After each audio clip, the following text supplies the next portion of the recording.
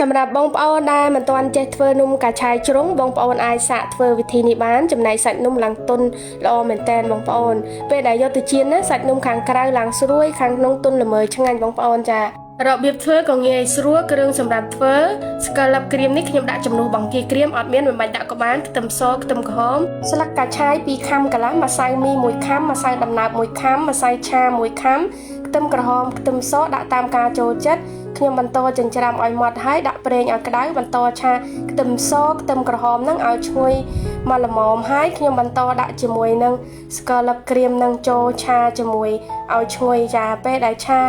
គ្រឿង3មុខនឹងឲ្យឈ្ងុយហើយខ្ញុំបានបន្តដាក់ជាមួយនឹងសាច់ជ្រូកចិញ្ច្រាំនេះបន្តិចចំណែកសាច់ជ្រូកចិញ្ច្រាំបងប្អូនអត់ដាក់ក៏បានដែរតាមចំណូលចិត្តពួកអីខ្ញុំធ្វើសល់ពីស្ប៉ាហ្គេទីមីណាបងប្អូនចាឆាសាច់ជ្រូកចិញ្ច្រាំហ្នឹងឲ្យឆ្អិនជាមួយនឹងគ្រឿងក្រៅហើយខ្ញុំបានបិទភ្លើងបន្តយកមកដាក់ចូលជាមួយស្លឹកកញ្ឆាយចា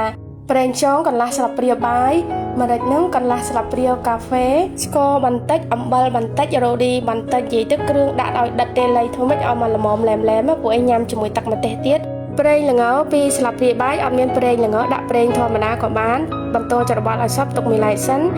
ម្សៅមី1ខាំម្សៅដំណើប1ខាំម្សៅឆា1ខាំអំបិលកន្លះស្លាបព្រាកាហ្វេកូរច្របល់ម្សៅជាមួយអំបិលឲ្យសព្វហើយបន្តដាក់ជាមួយនឹងទឹកដែលកំពុងដាំពុះហ្នឹង400 ml ចា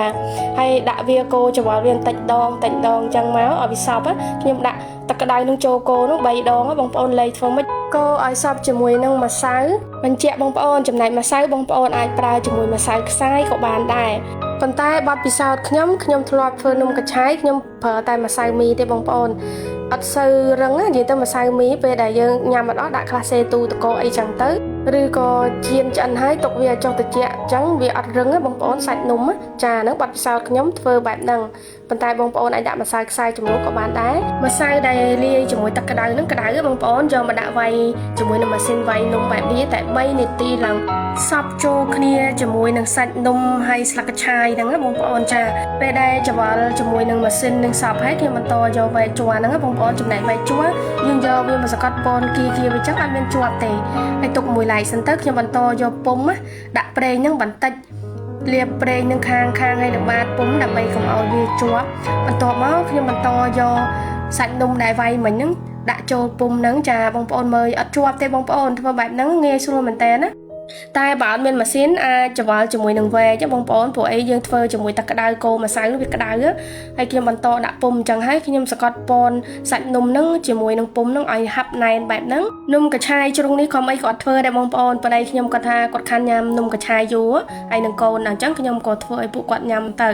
ហើយខ្ញុំដាំទឹកឲ្យពុះចំហុយរយៈពេល25នាទីចារយៈពេល25នាទីរួចហើយហ្នឹងខ្ញុំបន្តបិទភ្លើងផ្ងំវានៅនឹងសិនប៉ុន្តែក្រអត់ឲ្យចិត្តទេចំហវាបន្តិចចឹងមកចាចំហបែបហ្នឹងដើម្បីកុំឲ្យបែកញើសដាក់នំកាឆាយនឹងវារីចាបងប្អូនចាហើយខ្ញុំបន្តលើកយកមកដាក់ក្រៅបែបហ្នឹងមកបងប្អូនមើលនិយាយថាសាច់នំល្អមែនតើបងប្អូនអើយម្សៅប៉ុណ្ណឹងទឹកប៉ុណ្ណឹងលាយទៅល្មមវាអត់ទន់ហើយអត់ជ្រៃល្មមញ៉ាំបងប្អូនចា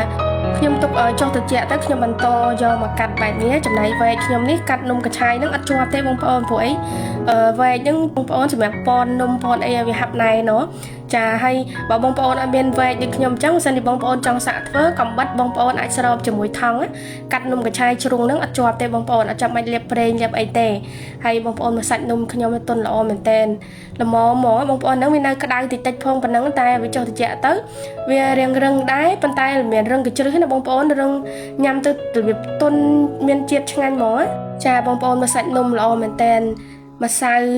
ប៉ុណ្ណឹងទឹកប៉ុណ្ណឹងល្មមលាយទៅសាច់នំដូចខ្ញុំប្រាប់បងប្អូនអញ្ចឹងវាអត់រឹងទេបងប្អូនចាចំណែកអ្នកផ្ទះខ្ញុំញ៉ាំនំកាឆាយឲ្យតែរឹងគឺថាអត់ចូលចិត្តទេមិនថាកូនប្តីបងប្អូនហើយខ្ញុំយកមកចៀនណាបងប្អូន